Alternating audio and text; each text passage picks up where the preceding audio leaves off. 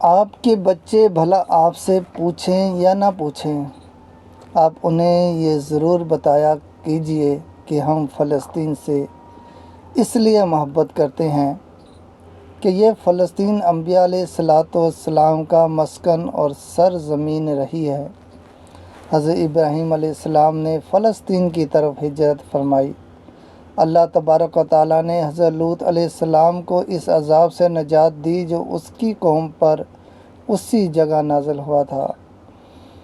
حضرت داؤد علیہ السلام نے اسی سرزمین پر سکونیت رکھی اور یہیں اپنا ایک محراب بھی تعمیر فرمایا۔ حضرت سلیمان علیہ السلام اسی ملک میں بیٹھ کر ساری دنیا پر حکومت فرمایا کرتے تھے۔ چونٹی کا وہ مشہور قصہ جس میں ایک چونٹی نے اپنی باقی ساتھیوں سے کہا کہ اے چونٹیوں، اپنے بلوں میں گھس جاؤ، یہیں اس ملک میں واقع اسکلان شہر کی ایک وادی میں پیش آیا تھا، جس کا نام بعد میں وادی نمل، چونٹیوں کی وادی رکھ دیا گیا تھا۔ حضرت زکریا علیہ السلام کا محراب بھی اسی شہر میں ہے۔ حضرت موسیٰ علیہ السلام نے بھی اسی ملک کے بارے میں اپنے ساتھیوں سے کہا تھا، اس مقدس شہر میں داخل ہو جاؤ۔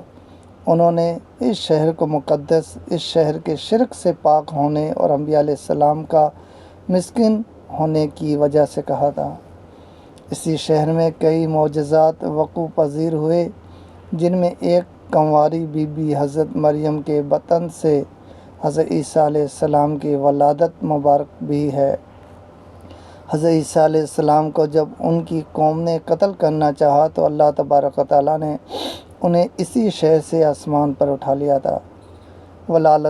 ولادت کے بعد جب عورت اپنے جسمانی کمزوری کی انتہا پر ہوتی ہے، ایسی حالت میں بی بی مریم کا کھجور کے تنے کو ہلا دینا بھی ایک معجزہ الہی ہے۔ قیامت کی علامات میں سے ایک حضرت عیسیٰ علیہ السلام کا سرزمین واپس تشریف اسی شہر کے مقام سفید مینار کے پاس ہوگا۔ اسی شہر کے ہی مقام باب اللد پر حضرت عیسیٰ علیہ السلام مسیح الدجال کو قتل کریں گے۔ فلسطین ہی ارض محشر ہے۔ اسی شہر سے ہی یاجوج ماجوج کا زمین میں قتال اور فساد کا کام شروع ہوگا۔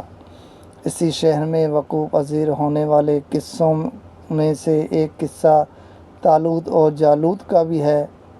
فلسطین کو نماز کی فضیلت کے بعد مسلمانوں کا قبلہ اول ہونے کا اعزاز بھی حاصل ہے۔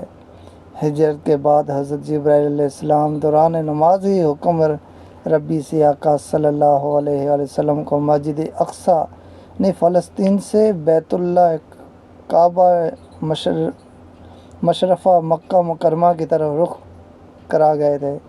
جس مسجد میں یہ واقعہ پیش آیا وہ مسجد آج بھی مسجد قبلتین کہلاتی ہے۔ حضور اکرم صلی اللہ علیہ وآلہ وسلم معراج کی رات آسمان پر لے جانے سے پہلے مکہ مکرمہ سے یہاں بیت المقدس فلسطین تشریف لائے گئے۔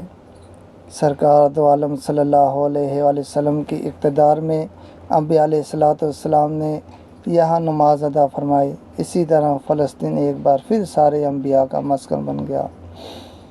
سیدنا ابو ذر کہتے ہیں کہ میں نے رسول اللہ صلی اللہ علیہ وآلہ وسلم سے عرض کیا کہ زمین پر سب سے پہلی مسجد کون سی بنائی گئی؟ تو آپ صلی اللہ علیہ وآلہ وسلم نے فرمایا مسجد الحرام، یعنی خانہ کعبہ۔ میں نے عرض کیا پھر کون سی مسجد بنائی گئی؟ تو آپ صلی اللہ علیہ وآلہ وسلم نے فرمایا کہ مسجد الاقصیٰ، یعنی بیت المقدس۔ میں نے پھر عرض کیا ان دونوں کے درمیان کتنا فاصلہ تھا؟ آپ صلی اللہ علیہ وآلہ وسلم نے فرمایا 40 برس کا، اور تو جہاں بھی نماز کا وقت پا لے وہیں نماز ادا کر لے، بس وہ مسجد ہی ہے۔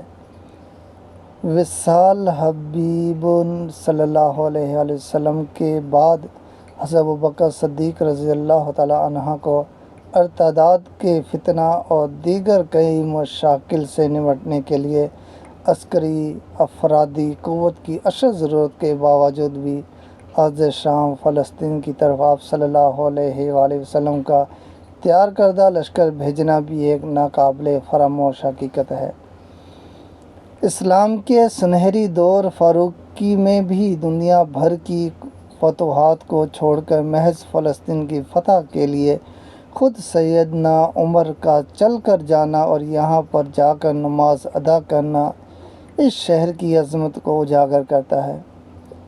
دوسری بار بینہ معراج کی رات بروز جمعہ 7 رجب 583 ہجری کو صلاح الدین ایوبی کے ہاتھوں اس شہر کا دوبارہ فتح ہونا بھی ایک نشانی ہے۔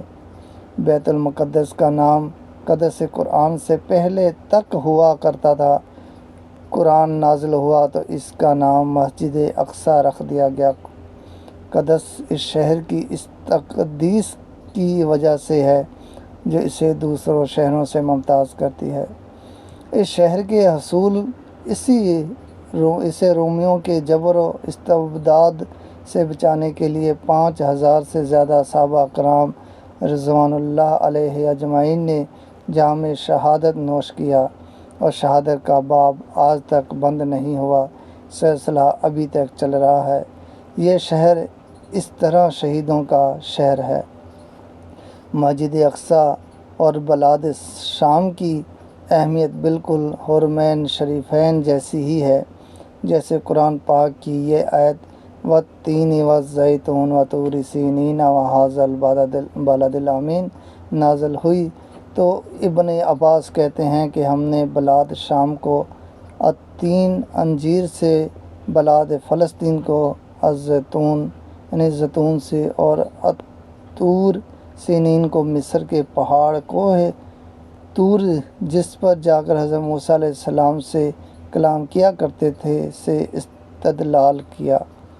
اور قرآن پاک کی یہ آیت مبارکہ وَلَقَدْ كَتَبْنَا فِي الزَّبُورِ مِن بَعْدِ ذَكْرَ الْأَرْضِ يَرِثُهَا عِبَادِي الصَّالِحُونَ سے یہ استدلال لیا گیا کہ امت محمدیہ حقیقت میں اس مقدس سرزمین کی وراثت ہے۔ فلسطین کی عظمت کا اندازہ اس بات سے بھی لگایا جا سکتا ہے یہاں پر پڑھی جانے والی ہر نماز کا اجر 500 گنا بڑھ کر دیا جاتا ہے۔